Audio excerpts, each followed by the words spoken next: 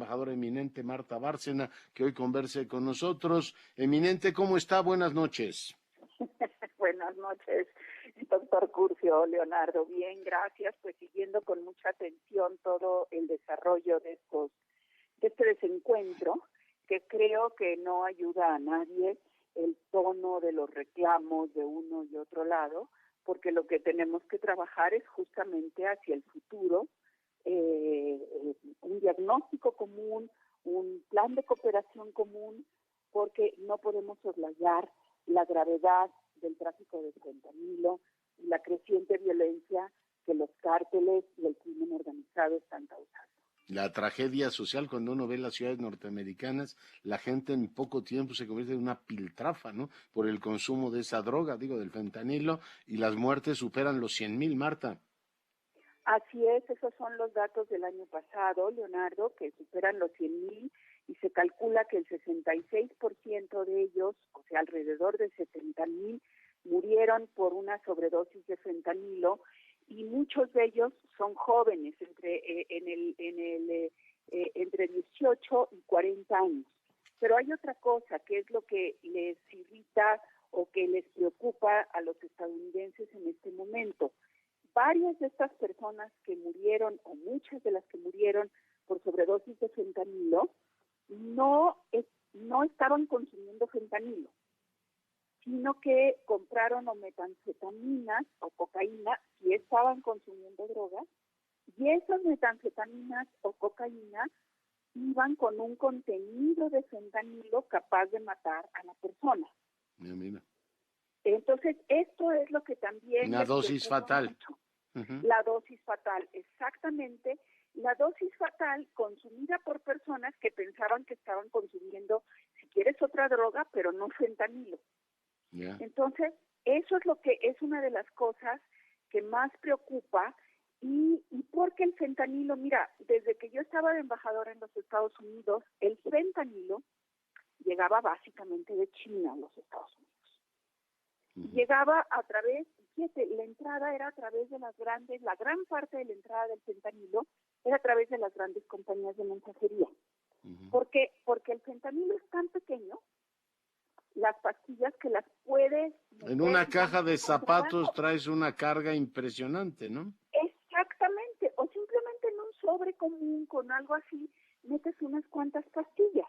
Uh-huh. Entonces, ya desde entonces había conversaciones para que se viera cómo se paraba ese tráfico, porque también parte del fentanilo estaba entrando por México y después cruzaba la frontera. Pero la mayor parte de la producción se hacía efectivamente en China. Se llegó a plantear en un momento dado de conversaciones la necesidad de crear un grupo tripartita, México, Estados Unidos, China, para ponernos de acuerdo en cómo contrarrestar este tráfico ilícito. Entre otras cosas, una de las medidas era uniformar la lista de sustancias prohibidas, es decir, de precursores químicos que pueden llevar a la fabricación del fentanilo. Por diversas razones, entre otras la del distanciamiento entre Estados Unidos y China, este grupo de trabajo se retrasó.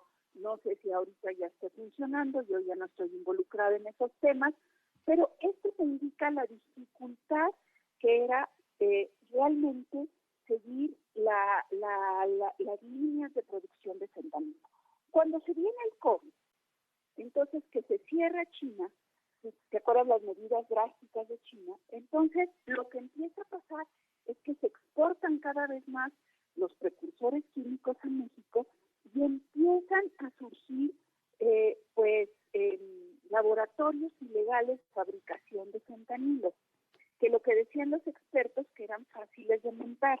Entonces, es cierto que México no fabricaba fentanilo, era tránsito, pero también es cierto que esas cadenas de producción fueron cambiando. Yo creo que uno de los temas más difíciles en este momento que tenemos que enfrentar es tener un diagnóstico conjunto México y Estados Unidos.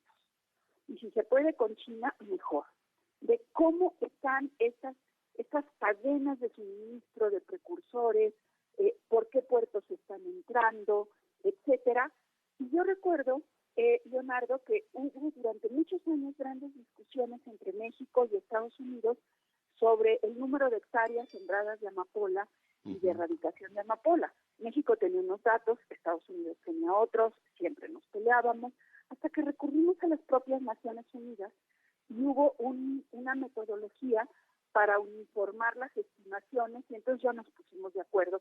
Y con ese diagnóstico de cuánto se cultivaba y cuánto se erradicaba, empezamos a avanzar en la erradicación de la amapola y la producción de heroína. Yo creo que algo similar Sí, ayuda mucho tener ahora un diagnóstico y métricas de avance, ¿no? Cómo se puede ir efectivamente compartiendo responsabilidades. Que el presidente haya utilizado por cuarta ocasión esta amenaza de decir, a ver, si los republicanos insisten en una legislación agresiva, que estoy casi seguro que no va a volar, pero bueno, de todas maneras hacen políticas, no favorece, no es darle carnaza a los sabuesos más radicales de los Estados Unidos, Marta.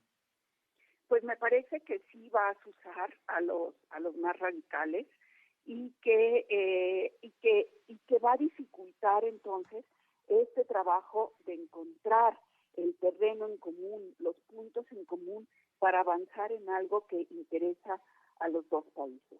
Aparte, porque mira, la verdad es que si nosotros no queremos que sean intervencionistas, y están siendo intervencionistas porque las propuestas son evidentemente violatorias de la soberanía nacional, pero también tenemos que hacer un esfuerzo por entender lo que ya platicamos al principio, Leonardo.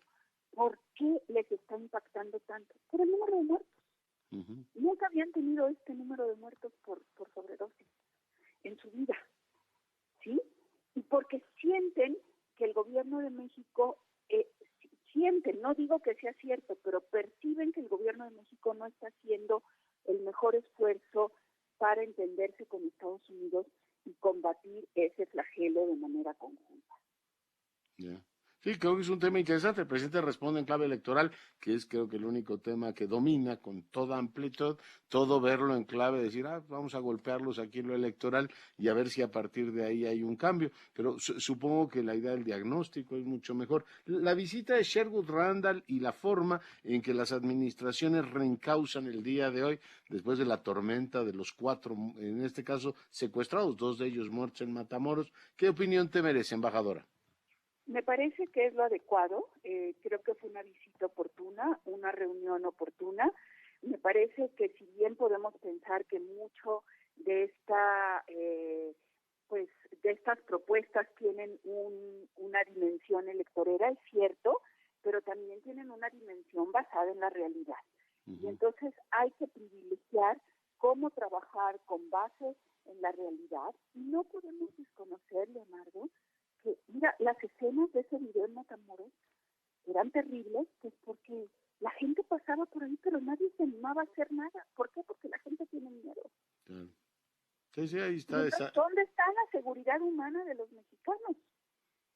Sí, y la idea esta de que las organizaciones criminales controlan esa parte del territorio queda ahí exhibida. Embajadora, pues te agradezco muchísimo el tiempo.